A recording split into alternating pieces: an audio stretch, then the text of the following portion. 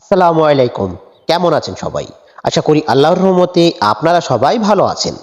আগামী ১৯ জানুয়ারি মহান স্বাধীনতার ঘোষক ও শহীদ প্রেসিডেন্ট জিয়াউর রহমানের জন্মদিন। আর এই জন্মদিন উপলক্ষে আজ আমি আপনাদের মাঝে একটি পোস্টার ডিজাইন শেয়ার করব এবং কিভাবে এই পোস্টার ডিজাইন আপনার হাতে থাকা মোবাইল দিয়ে তৈরি করবেন সেটি সম্পূর্ণ ভিডিওতে দেখিয়ে দিব। আপনি যদি আমার চ্যানেলের নতুন দর্শক হয়ে থাকেন অবশ্যই চ্যানেলটি সাবস্ক্রাইব করবেন এবং পাশে থাকা বেল বাটনে ক্লিক করে নোটিফিকেশন অল করে দিবেন। ভিডিওতে কিছু সময় পর পর একটি করে সর্বমোট 4টি পাসওয়ার্ড দেখানো হবে। সম্পূর্ণ ভিডিও দেখে পাসওয়ার্ড সংগ্রহ করুন। তো চলুন শুরু করা যাক।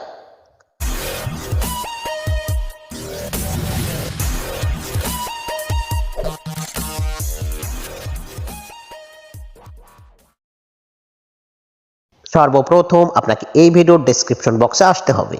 সেখানে ডাউনলোড পিএলপি নামে একটি লিঙ্ক থাকবে। সেই লিঙ্কে ক্লিক করে আপনার ফোনে থাকা যে কোনো ব্রাউজার সিলেক্ট করে সম্পূর্ণ ভিডিও দেখে 4টি পাসওয়ার্ড সংগ্রহ করে পাসওয়ার্ডগুলো টাইপ করে সাবমিটে ক্লিক করবেন। তারপর ফাইলটি ডাউনলোড করে নেবেন। ফাইলটি ডাউনলোড করা হয়ে গেলে ফাইলটি কাস্টমাইজ করার জন্য একটি অ্যাপস প্রয়োজন। অ্যাপসটির নাম PixelLab অ্যাপস, যেটি গুগল প্লে স্টোরে ফ্রিতে পেয়ে যাবেন। খুঁজে পেতে সমস্যা হলে এবং যাদের ফোনে পিএলপি ফাইল অ্যাড করার সময় পিএলপি ফাইল শো করে না, এই সমস্যার সম্মুখীন হলে ভিডিওর ডেসক্রিপশন বক্সে বেস্ট পিক্সেলল্যাব নামে একটি লিঙ্ক দেওয়া থাকবে। ওই অ্যাপসটা আপনারা ডাউনলোড করে ইনস্টল করে নেবেন। অ্যাপসটি ডাউনলোড করা হয়ে গেলে বা ইনস্টল করা হয়ে গেলে আপনাকে অ্যাপসে আসতে হবে। আমি আমার ফোনে থাকা পিক্সেলল্যাব অ্যাপসটি ওপেন করে নিচ্ছি।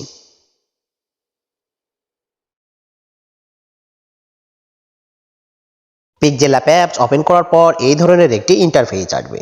সর্বপ্রথম আপনাকে এই নিউ টেক্সটটা ডিলিট করার জন্য উপরে ডিলিট অপশনে ক্লিক করে ওকেতে প্রেস করে দিবেন, তাহলে ডিলিট হয়ে যাবে।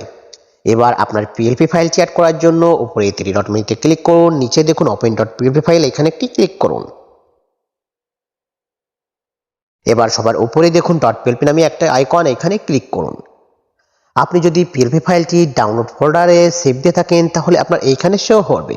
আর আপনি যদি পিএলপি ফাইলটি ডাউনলোড ফোল্ডার ব্যতীত অন্য কোনো ব্রাউজার দিয়ে অন্য কোনো ফোল্ডারে সেভ দিয়ে থাকেন তাহলে অ্যারোতে ক্লিক করে ফোল্ডারটি সিলেক্ট করুন।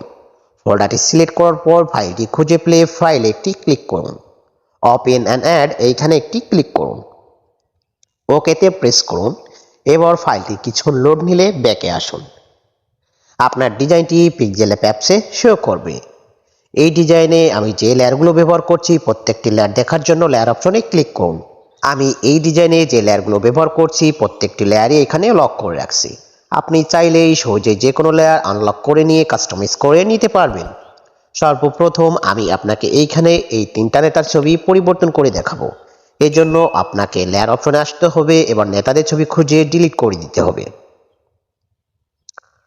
নতুন যে কোনো নেতার ছবি অ্যাড করার জন্য উপরে প্লাস মেনুতে ক্লিক করুন। এবার ফ্রম গ্যালারি, আপনার গ্যালারি ওপেন হলে ব্যাকগ্রাউন্ড ইরেজ করা নেতাদের ছবি সিলেক্ট করুন।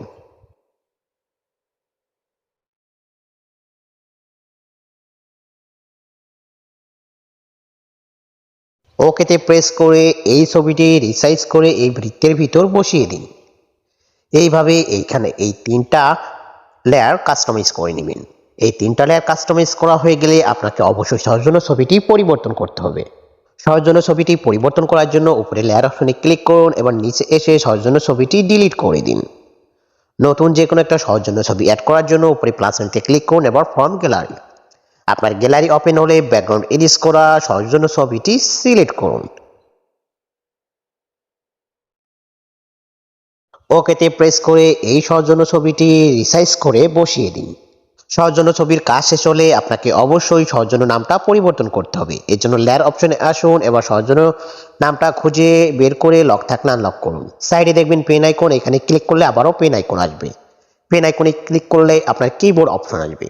কিবোর্ড অপশন আসলে আপনার সহজন্য নামটা এখানে টাইপ করে ওকেতে প্রেস করে দিবেন। আপনি চাইলে এই লেখার কালারও পরিবর্তন করে নিতে পারবেন। এই জন্য লেখাটা সিলেক্ট থাকা অবস্থায় টেক্সট অপশনে আসবেন। টেক্সট অপশনে এসে কালারে আসবেন। এবার যে কোনো একটা কালার চুজ করে ওকেতে প্রেস করে দিন। আপনি চাইলে আপনার ব্যাকগ্রাউন্ডের কালারও পরিবর্তন করে নিতে পারবেন। এই জন্য লেয়ার অপশনে আসুন। এবার নিচে এসে দেখুন আমি এই ডিজাইনে 2টা ব্যাকগ্রাউন্ড ব্যবহার করছি।